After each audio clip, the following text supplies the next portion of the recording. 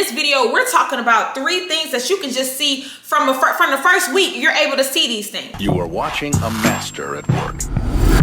Hey y'all, welcome to the Christian Bae TV, where Christ and culture connects. I pray that you guys are having a wonderful day. As you guys see from the title, today we're talking about 3 ways to know that he's not God sent. So grab your journals. This is actually one of my favorite questions to answer because I've been asked it so many times. A lot of my mentees and the women that are a part of the Wear Wise Wear group, they all have this question.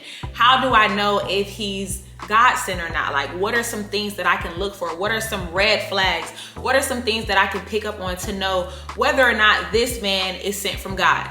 The first sign that he is not sent from God is he distracts you from your relationship with God.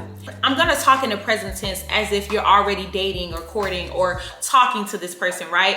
And if you begin to notice that you pray less when you're with him, or you're kind of falling off with your devotional because he texts you good morning and you text him back good morning as soon as you woke up, and you was just so excited that you forgot to read your word, or you forgot to read your devotional, you forgot to spend your time with God. You're not as excited to go to church because you don't want to talk to him while you at church, and he don't want to come to church with you. So now you kind of not going as consistently as you used to go because you're spending time with him. Now, if he comes in between your relationship with God, that is the first sign that he is not sent from God. And I know you're just like, okay, well, how do I know if he is sent from God? I will do a separate video, and I will give examples on how he can add to your relationship with God, and that will let you know that he is sent from God. But in this video, we're talking about him not being sent from God. So the first thing is he takes you away from your relationship with God. He causes you to decrease or fall short or stumble in your pursuit of God. That is the first red flag, and that is the first sign that he is not sent from God, because God is not going to send you something that's going to take you away from him, or that's going to take his place in your life, or that you're going to make an idol out of. So if you have noticed that this man that you're dating, or this woman that you're dating, if you're a guy watching this video, if you notice that they cause you to spend less time praying, less time reading your word, less time going to church, less time watching sermons, less time worshiping because you want to spend time with them, that is the first red flag that they are not sent from God. And also, if you're spending time with them and they're not worshiping, they're not reading their Bible, they're not going to church, because think about it. If this was a man of God, you wouldn't be missing church on Sunday because you got to spend time with him, because he would be going to church too. Hello. So if I'm spending time with you on Sunday and I'm missing out on church and I'm not at your church, that must mean that you're not consistent with going to church. Because even if I didn't go to my church, I still wouldn't be missing out on time with God if I'm with you at your church. So these are the things to notice and to pick up on. And this is the first big red flag that a lot of women look over, because a lot of women feel like, well, I can turn him into a man of God, and I read my word with him, and I invited him to church with me, and I introduced him to my devotional. It's you doing everything. Do you want to be the head of your household, or is he supposed to be? That's not the dynamic that God set up for relationships or marriage. The man is the head. So pay attention to these things, because you don't want to put yourself in a predicament to where the relationship started off with you spoon feeding him God. Here, read your Bible. Here, read your devotional. Here, come to church with me. And it's everything you're doing. And then you find yourself 20 years into a marriage and you saying, I'm sick of making you come to church. I'm sick of picking out your clothes. When are you going to want it? He didn't want it in the beginning. You fed it to him. And because he was interested in you, he took it. But you want a man that has his own individual relationship with God, is on his own spiritual journey, and has his own consistency when it comes to being disciplined in the word of God. He is supposed to be your covering, not your child. Okay? We getting into it already. So that's number 1. He takes away from your relationship. He distracts you and causes decrease in your relationship with God. The second way to know that he is not God sent is you're scared to ask God if you should be dating him or not. I can't tell you how many times I've talked to women and they want to know, is this the man that God has for them? Is this going to be their future husband? I say, did you ask God? And then the whole tone of the conversation changed, because the answer is no, they didn't ask, but it's also a changed tone because they're scared. And my thing is, if you're scared to ask God if this is the man that he has for you, that might be your answer.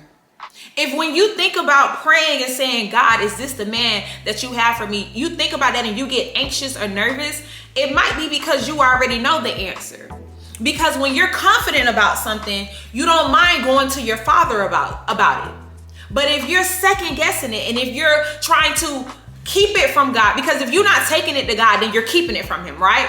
So if you're trying to keep this part of your life over here and you don't want to surrender that or take that to God, I might say that you don't need an answer because your spirit, the Holy Spirit, is already telling you your answer. And that's why you're scared to bring it to God. If we think about little children, right? Because we're God's children. Little children, have you ever seen a child or a baby go and hide behind the couch with their diaper on? And it's like, why are you hiding? Usually they go hide behind the couch because they pooped on themselves. And it's just like, why didn't you go to the potty? Because if you're smart enough to know to go hide because you poop, you're smart enough to take your stank butt to the potty. You should have went to the potty. But you knew you was wrong. That's why you went and hid behind that couch, because you're already in the process of being potty trained. So you know I should have went to the potty, but because I didn't do what I was supposed to do, now I'm gonna hide behind the couch. And as the parent, you see them hiding. So it's the same thing with God. You know what God expects from you. You also know what it means to be a follower of Christ. So you know what that means as a woman, and you also have an idea of what that means for a man. So when you are scared to pray about the person that you're dating, you're just like a little child hiding behind the couch. And God is just like, I see you. I see you and I see him too. So you gonna continue to play this game and get your feelings involved and waste your time instead of just bringing it to me from the beginning? That could be a sign that he's not God sent. Because if he was God sent, you wouldn't be scared to present him to God. You would feel comfortable. Something in your spirit would be okay or at ease with saying, God, is this what you have for me? Pay attention to your gut feeling. Pay attention to your spirit. The third sign that he is not God sent is you are scared to pray about him and you're scared to pray with him. Now, hear me out. There are a lot of nerves involved when it comes with praying with your significant other. So I'm not saying it's an easy thing to do, because prayer is the deepest form of intimacy. But what I'm saying is you're not scared because of your nerves and your feelings and you kind of anxious. You're scared because you don't know his response. And as a woman of God, you shouldn't be nervous about his response when it comes to prayer if he's a man of God. So if you're nervous about asking him to pray with you, or even talking to him about prayer, or even asking him if he pray for you, not just you praying for him, is he praying for you?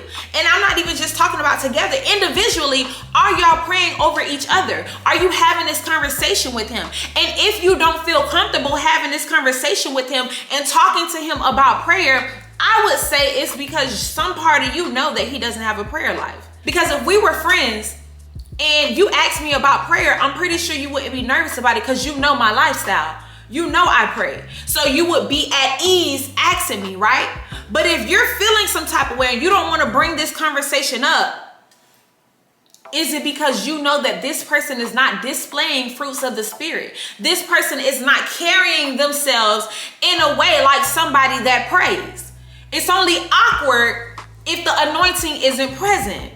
So I would say that you don't want to talk to him about prayer, let alone pray with him, because that's not the dynamics of y'all relationship. That's not the type of tone that y'all set for y'all relationship. And if prayer is not the dynamic of your relationship, then I would think that that's a pretty good, clear sign that it's not God sent.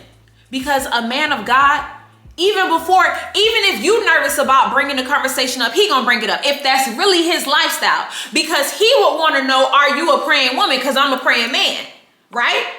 So some things women ask questions, how do I know if he's sent from God? The fruit is in the pudding, okay? The word says judge a man by his fruit. Look at his fruit. If you haven't mentioned prayer, if you haven't brought up the conversation of prayer yet, has he? If you haven't talked about going to church on Sunday, has he? When you text him on Sundays and ask, what are you doing? Do he say, I'm on my way to church? Do he say, I'm just leaving church?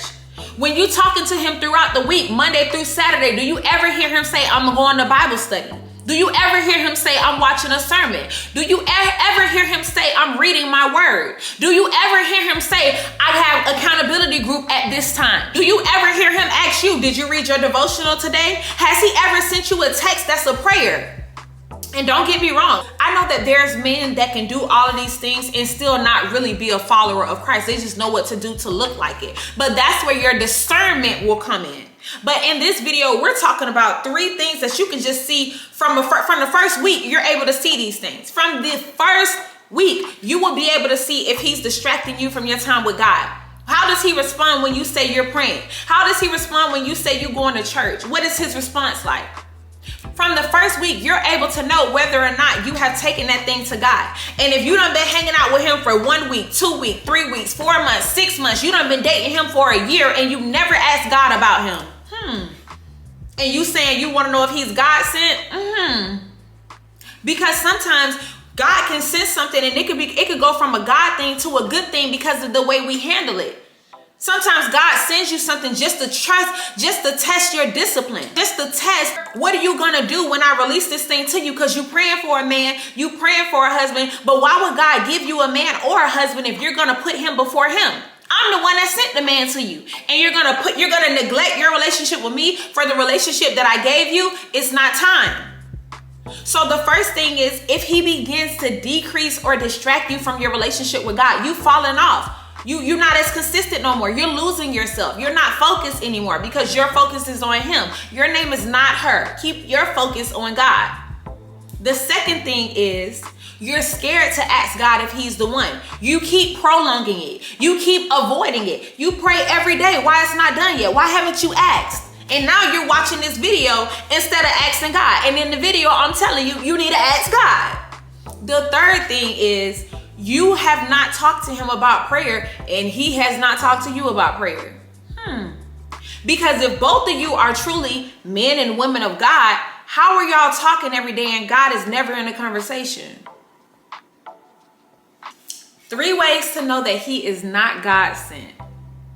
I pray that this video helped you. I pray you've been taking notes, but most importantly, I pray that you take these 3 things and you apply it to your life today and you start moving like the woman of God, or if you're a man, the man of God that you are. God wants you to be equally yoked. Don't be wasting your time with somebody because you're scared to ask. Start from what are y'all building y'all foundation on? If you're a woman of God and you want a man of God, in the dating and courting and talking stage, this is the foundation that you're setting for your relationship. Are you setting a foundation that does not have God in it?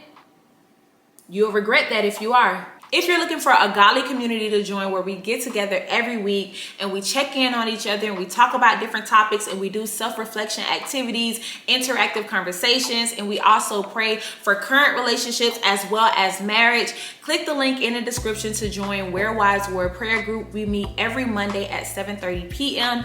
Or if you're already a wife, if you're already married, you can join my Where Wives War in workshop, which is starting August 15th, where we will be praying for 30 days. Okay, we will be praying for our husbands for 30 days, talking to each other every day, checking in with each other. There'll be a group message so we can hold each other accountable.